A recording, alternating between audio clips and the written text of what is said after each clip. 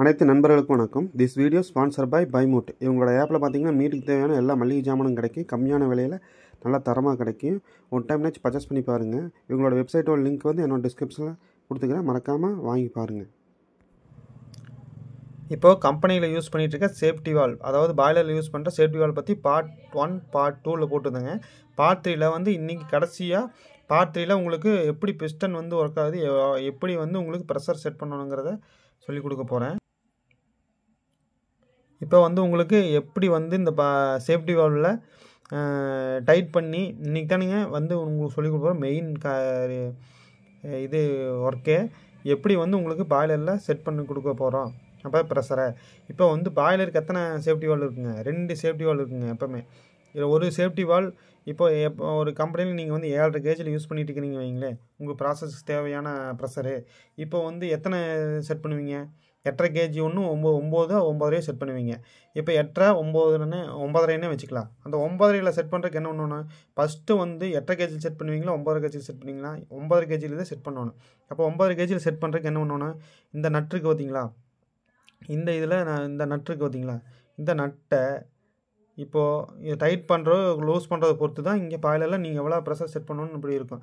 இது inlet boiler inlet branch, இது outlet branch. எப்பவும் போகிறது இந்த பிஸ்டன்னால தான் எவ்வளோ ஸ்டீம் நம்ம எத்தனை ப்ரெஷரில் வரும் செட் பண்ண போகிறோம்.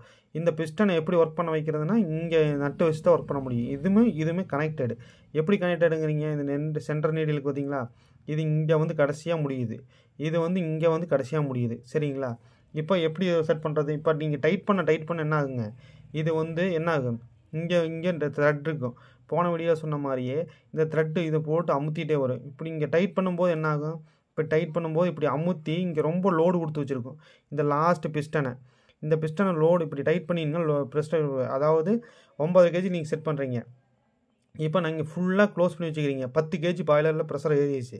இப்போ 9.5 கேஜி கொண்டு வரும்போது என்ன ஆகும்? இப்போ லைட்டாக, அதாவது 8 கேஜிக்கு இருக்குது, 8 கேஜி பாய்லரில் இருக்குது வைங்களேன் ப்ரெஷரு. இப்போ 9.5 கேஜி கொண்டு போகணும்னு என்ன பண்ணணுங்க?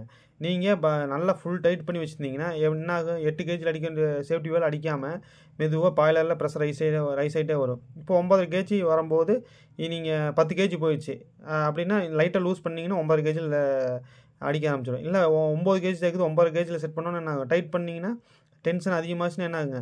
9 கேஜி வந்தால் தான் இது ஓப்பன் ஆகும். அப்படி தான் இது வந்து டைட் பண்ணால் என்ன ஆகுங்க? ப்ரெஷரை அதிகமாக உள்ளே உட்கார வைக்கும். அதாவது ப்ரெஷரை அதிகமாக வச்சு சேஃப்டி ஓப்பன் பண்ணுறோம். இதே வந்து 8.5 கேஜியில் இப்போ 9 கேஜிக்கு இந்த வால்வை செட் பண்ணியாச்சு. இப்போ 8.5 கேஜி செட் பண்ணணுவீங்க. இந்த நட்டு இருக்குது பார்த்தீங்களா, இந்த நட்டை வந்து லூஸ் பண்ணுறீங்க. லூஸ் பண்ணும் என்ன ஆகும்? இங்கே டென்ஷன் குறையும். இந்த செட்டப்பு டென்ஷன் மேலே கொண்டு போகும். இங்கே இருக்க த்ரெட்டு மேலே போகும். அப்போ என்ன ஆகும்? இது கொஞ்சம் ஃப்ரீயாக இருக்கும். அப்போ என்ன ஆகும்? இங்கே மெதுவாக, அதாவது இங்கே 9 கேஜிக்கு அடிக்கும்போது இங்கே இந்த ப்ரெஷர் கேஜி 8.5 கேஜியில் அடிக்கிற மாதிரி செட் பண்ணிக்கலாம். இதுதான் வந்து உங்களுக்கு இந்த நட்டு மூலிமா தான் உங்கள் ஓப்பன், அதாவது எத்தனை கேஜில் செட் பண்ணுறதுன்னு நம்ம முடிவு பண்ண போகிறோம். சரிங்களா? இந்த வழியாக வந்து தான் இந்த ஸ்டீம் வந்து இந்த பிஸ்டன் வழியாக தான் நம்ம வெளியே போகுது. அதாவது ஸ்டீம் வெளியே போய் இது வழியாக ஒர்க் ஆகுதுங்க. இந்த இடத்துல தான் டஸ்ட்டோ டஸ்ட்டோ எதுவுமே இல்லாமல் இருக்க, ஸ்லெட்ஜோ இல்லாமல் இருக்காண்டி தான் இந்த மேனுவல் ஹேண்டியில் நம்ம அப்பப்போ நான் சொல்லியிருந்த ஃபஸ்ட்டு பார்ட் 1லேயே இது தூக்கும்போது இந்த ஆட்டோமேட்டிக்காக நீங்கள் இந்த டென்ஷன்லாம் நீங்கள் கையில் தூக்கும்போது கொஞ்சம் வேகமாக தூக்கும். இப்படி வேகமாக தூக்கும்போது என்ன ஆகும்? ஃபுல் ஓப்பன் ஆகும்போது இந்த இடத்துல இருக்கிற ஸ்லெட்ஜோ டஸ்ட்டோ டக்குன்னு வெளியும் போது எதுவுமே இல்லாமல் வெளியே போயிடும். அப்படிங்கும்போது இங்கே ஃப்ரீ ஆயிரும், இங்கே நல்லா வந்து க்ளோஸ் ஆயிரும். இப்படி தான் இந்த சேஃப்டி வால் ஒர்க் ஆகிட்டுருக்குங்க. இவ்வளோ தான் இங்கே பெரிய பிரச்சனையில் ஒன்றும் இல்லை. இவ்வளோ தான் சேஃப்டி வால் ஒர்க்கிங் ப்ராசஸ்ங்க. நெக்ஸ்ட்டு வந்து பாய்லரில் என்னென்ன வால்வ் இருக்குது அதை பற்றிலாம் உங்களுக்கு அடுத்தடுத்த வீடியோஸில் போடுறேன். அடிக்கடி என்னோடய வீடியோ பாருங்கள், சப்ஸ்கிரைப் பண்ணுங்கள், லைக் பண்ணுங்கள்.